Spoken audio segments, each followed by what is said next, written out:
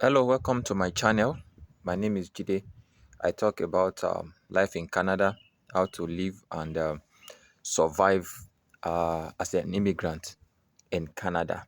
Okay, as you all know, living in Canada can be challenging for a new immigrant. Okay, integrating to a new system, which is quite different from uh, previous country where you're coming from, can be challenging. And currently, there's a high level of unemployment in Canada because the immigration number of people that have been brought in has significantly uh, gone beyond the available resources and job that is available in Canada. And probably you are in that situation at the moment and you are not able to get a job to sustain you.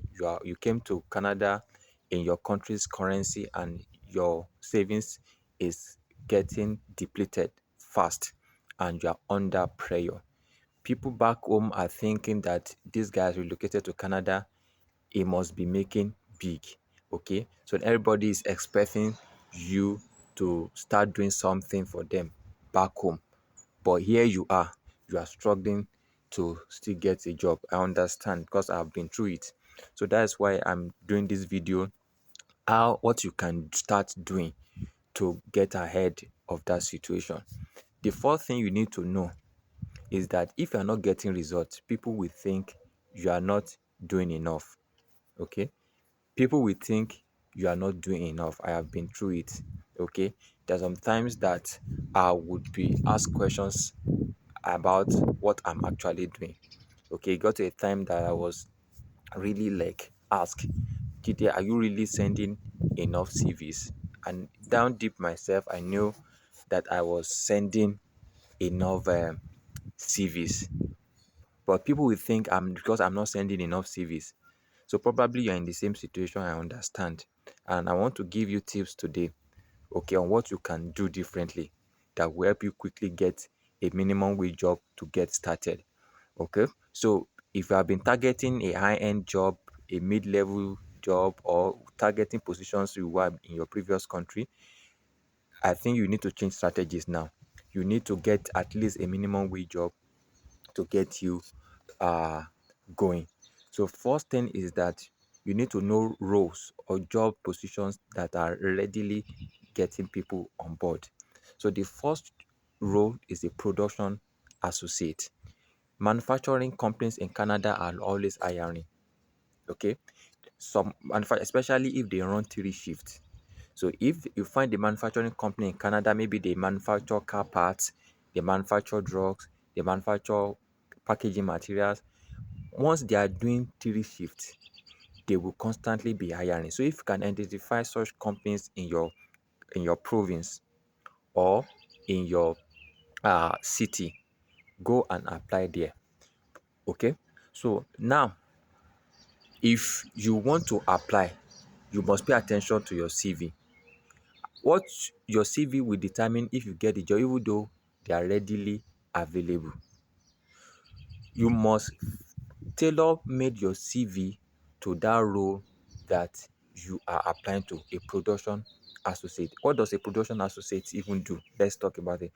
Production associate, they are usually involved in assembly of parts, okay, taking inventory, um, they make sure that the raw materials are processed. Okay, they monitor machine, they monitor quality, they package products, labeling. Okay, those are basically, they call it labor. Some pay as much as even $20 per hour. Okay, so how you want to apply is that you want to tailor made your CV to those roles you will get to. So what you will do once you see that job description, you will copy it, go to ChatGPT, ask that GPT to help you design a CV around that job description. Okay. So now the question is, what if you don't have production associate experience back in your country? I'm very sure that you may not have taken a role of production associate back in your country, but you must have done things that relate to production. Okay, you must have been involved in maybe production of maybe food or something. Okay, you may not be official. Okay, so think about those roles in your job that somebody needed to produce. So you can copy those roles and adapt it to your CV. You want to completely revamp your CV to tailor made to production associate role.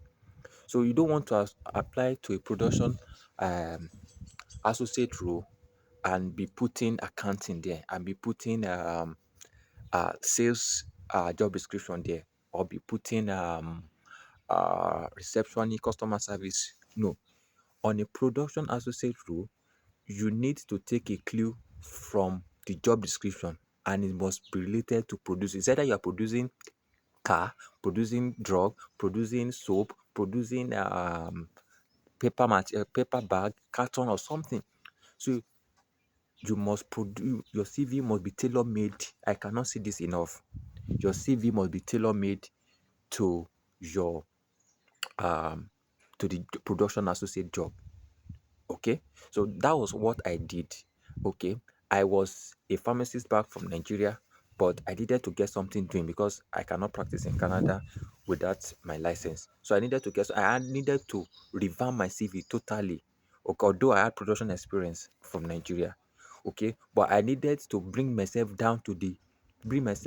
CV back to the level of a production associate. Production associate is like a labor level in the company.